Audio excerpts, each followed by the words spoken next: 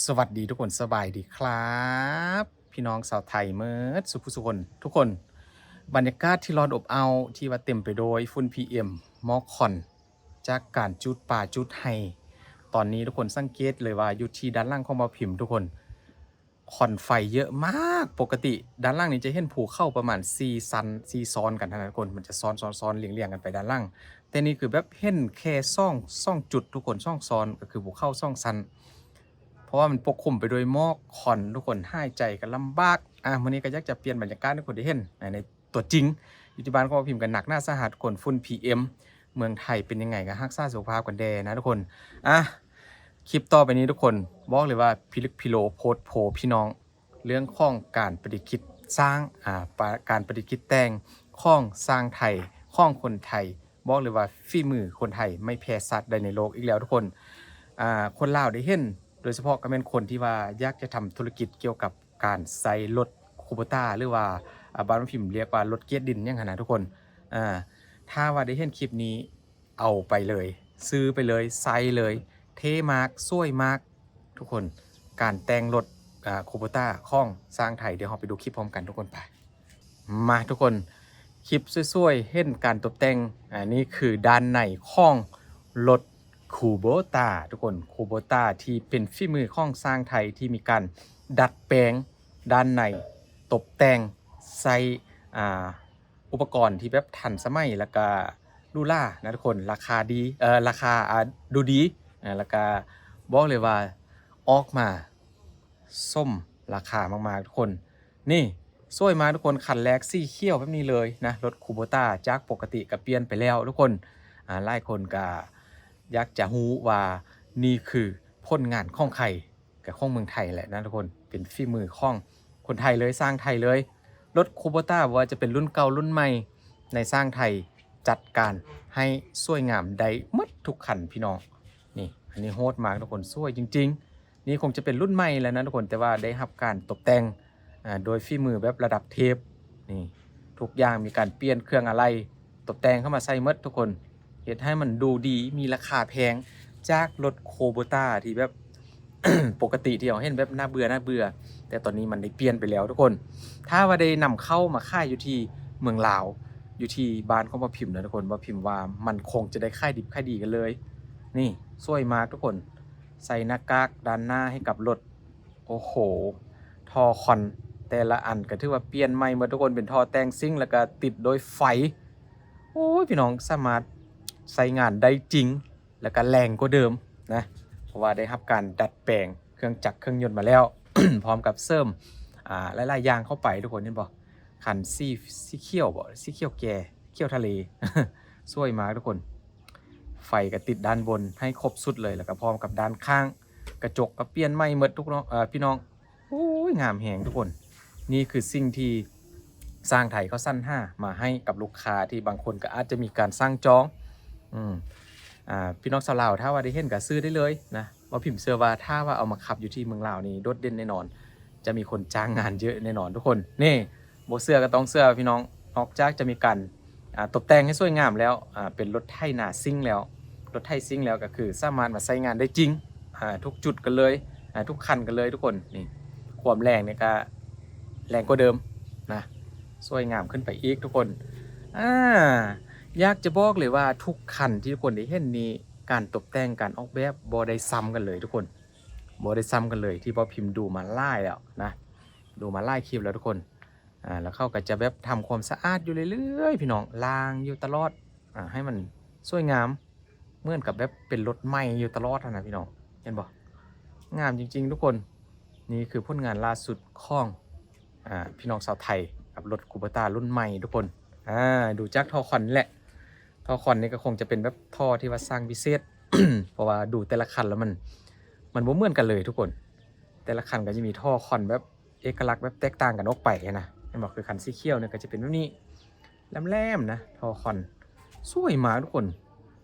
เลื่อมใสตลอดเวลานี่ดูจักรอทุกคนนะครับการล้างอนามัยตลอดโอ้โหพี่น้องแบบนี้ว่าพิมพ์บกล้าขับหรอกทุกคนจอดไว้บานไว้โซ เพราะว่ามันงามสุดยอดนี่แหละก็คือผลงาน ที่ช่วยลูกของสร้างไทยทุกคนใส่หน้ากากด้านหน้ามันให้มันเป็นเหมือนกับหุ่นยนต์นะทุกคนเหมือนกับนั่งดังของต่างประเทศเลยเห็นบ่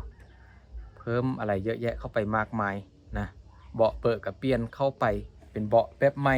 อาจจะนุ่มกว่าเก่าแล้วก็ดูดีนะซี่แต่ละซี่ก็ บ่ฮู้ว่าเมืองไทยแบบสามารถทำได้ตามใจหรือเปล่าทุกคนการตกแต่งซี่เรียกว่าการเปลี่ยนซี่ใหม่นะนี่อันซี่น้ำเงินทุกคนนี่คือมันเบิ่งบ่ออกเลยทุกคนว่าเป็นโคโบต้าปีในรุ่นในทุกคนสำหรับเอาพิมพ์นะเพราะว่าเข้าได้ทำการตกแต่งเปลี่ยนส้มหน้าห้องรถโคโบต้ารุ่นเก่าออกไปหมดเลยนะสวยจริงๆพี่น้องขับไปก็มันโบโดดเด่นเท่าว่าจะให้ว่ายังไงนะทุกคนขับไปบนท้องถนนดูคันนี้ทุกคนคล้ายๆออกกับเป็นซี่ทองแก่ๆทองดักบวกใส่กับเครื่องตกแต่งที่จัดเข้าไปเต็มกันเลยนะทุกคนงามแหงพี่น้องแล้วมันสวยอยู่ตลอดนะเข้าอนามัยเข้าเซ็ตเข้าล้างทำความสะอาดอันนี้ก็คงจะแบบเป็นโรงงานที่ว่าเข้าตกแต่งค่ายบอกนะตามที่ดูนี่ทุกคนมาดูคันนี้ทุกคนมาดูคันนี้ไฟซี่ที่ว่าใส่ด้านนอกนะไฟตาสปอตไลท์ LED นี่มาดูด้านในทุกคนว่าพิมพ์บอกเลยว่าเข้าไปนั่งด้านในนั่งขับอยู่ด้านในนี่คงจะแบบบ่อยากกลับเลยบ่อยากออกจากรถเลยมันสบายแล้วก็ช่วยแหงทุกคนที่บอกตกแต่งโดยโทนแบบเป็นสีน้ำเงินนะทุกคนโทนสีน้ำเงินก็ถือว่าเป็นสิ่งที่ว่าแปลกใหม่แต่ละคันก็บ่ซ้ำกันของรถด้านนอกก็เป็นสีแดงด้านในก็ตกแต่งเป็นสีแบบสีเย็นสีน้ำสีน้ำเงินนะเวลาอยู่ก็อาจจะเบิ่งคือแบบสดชื่นนะทุกคนนี่ช่วยมาเครื่องเสียงจัดเต็มมืดจอทุกอย่างเสริมเข้าไปใหม่เมื่อทุกคนลำโพงทำงานไปฟังเพลงไปโอ้ยกระหึ่มเปิดแอร์เย็นๆซ้ำๆคันนี้ยิ่งลู่ทุกคนคันนี้ยิ่งลู่นี่คือฝีมือของสร้างไทยจริงๆนะกับการตกแต่งแต่ละคันออกมาได้ดูดีมากสวยมากทุกคนจนบ่อยากจะขับจอดไว้ในห้องแอร์ อย่าลืมนะถ้าว่าผิดว่าคนลาวมาเห็นนะคนที่มักขับรถคูโบต้าหรือว่ารถแท็กเตอร์รถเกียร์ดินแบบนี้นะ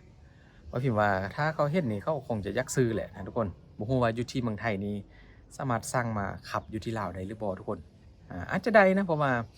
พวงมาลัยกันมันก็บ่ได้อยู่ข้างซ้ายข้างขวาเหมือนกับรถยนต์นะทุกคนเนี่ยมันอยู่ตรงกลาง ถ้าว่าจะเอามาก็คงจะตกแต่งสวยๆงามๆเรามาฮับไซมา5ตังอยู่ที่เมืองลาวกวดดินปรับหน้าดินให้กับลูกค้านี่โอ้โหทำได้ทั้งกลางวันกลางคืนเพราะว่าไฟสปอตไลท์ LED ยังกระจัดมาให้เต็มถ้าว่าอยากจะทำกลางคืนทุกคนมาต่อสีม่วงทุกคนโอ้ยสีม่วงนี่ก็งามแหงพี่น้องเป็นรุ่นใหม่จริงๆเลยพี่น้องรุ่นใหม่เลยสีม่วงงามแฮงทุกคนแต่ละสี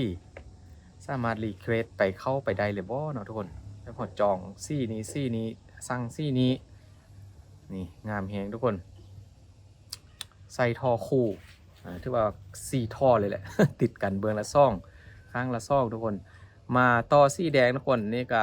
เสริมโดย เครื่องแต่งที่โอ้โหแป๊กแวกแนวดีทุกคนด้านหน้าก็มีกันซนใส่หน้ากากเข้าไปในความเป็นจริงนะทุกคนที่จริงมันมีเยอะกว่านี้นี่ว่าพิมพ์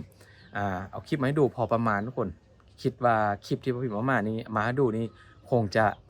มีไล่คันที่ไล่คนอาจจะบ่เคยเห็นนะว่าพิมพ์เสือว่าแบบนั้นทุกคนนี่คันสุดคันแถวสุดท้ายทุกคนสีเขียวเท่มากทุกคนเท่จริงๆสีเขียวคันนี้นะเขียวน้ำเงินอ่อนๆแล้วก็ตัดโดยสีดำนะสวยจริงๆทุกคนโอ้โหจอดไว้แบบนี้เดี๋ยวจะถ่ายรอบรถให้ดูทุกคนว่าจะสวยลูกขนาดไหนนี่คือรถแท็กเตอร์รถคูโบต้าฝีมือของสร้างไทยที่มีการตกแต่งแต่ละคันออกมาแบบสวยลูกไปคนละอย่างคนละแบบเบิ่งแล้วมันบ่น่าเบื่อเลยทุกคนมันบ่น่าเบื่อจริงๆนะสวยมากนี่ดูมุมกว้างทุกคนโอ้ยพี่น้องแต่ละคันเลือกซื้อกันได้ทุกคนถ้าว่าบ่ได้สนใจนะเพราะว่าสร้างไทยก็สามารถสร้างได้ตาม อ่าสิ่งที่ลูกค้าต้องการมื้อนี้ก็เป็นเรื่องของ Kubota ที่ว่าเป็นรถไถนารถไถแต่งซิ่งนั่นเองแต่งซิ่งแต่งสวยก็ว่ากันไปทุกคนมีหลากหลายสีหลากหลายรุ่นหลากหลายรูปทรงให้หลายๆคนได้เลือกถ้าว่าผู้ใดอยากจะไปแต่งก็มีรถอยู่แล้วก็ไปแต่งก็สามารถติดต่อสร้างมันได้นะมีเยอะแยะเลยอยู่ที่เมืองไทยก็สร้างเก่งๆนี่ทุกคนแต่คนลาวถ้าว่าอยากจะสร้างก็สามารถไปซอกได้อยู่ตามสื่อต่างๆของอ่าอินเทอร์เน็ตนั่นแหละโซเชียลมีเดียแหละมีเยอะมากนะไปหาคนกันเขาไปค้นกันได้แล้วก็สร้างกันได้ว่ามักสร้างคนไหนทุกคนขอบคุณหลายๆทุกคนอยู่กับท่ามกลางของฝุ่น PM นะทุกคนโชคดีเด้อทุกคนขอบคุณหลายๆ